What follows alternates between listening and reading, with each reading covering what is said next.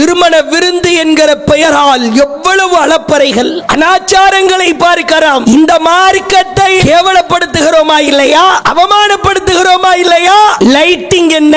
வீடு முழுக்க அவர்கள் போடுகிற வண்ண விளக்குகளை பார்க்கலாம். தெரு முழுக்க பந்தல் கட்டி விடுவதை பார்க்கலாம். மண்டபம், பெரிய மண்டபம். கேட்டால் பெண் வீட்டு விருந்து போடுறது தவறா?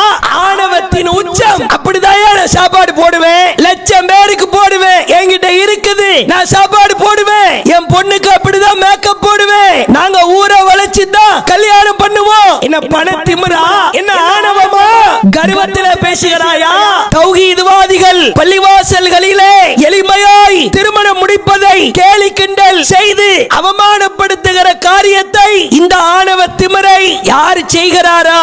இந்த கர்வம் கொண்டோருடைய தங்குமிடம் மிக கேவலமானது. பணத்திமிரில் ஆடாத இந்த கர்வவாசிகளை அல்லாஹ் கேவலமான தங்குமிடத்திலே வைப்பதாய் சொல்கிறான். எவன் வீண் விரயம் செய்கிறானோ அவன் ஷைத்தானின் உடன் பிறந்தவன். நீ சோத்தில வீண் விரயம் பண்றியா?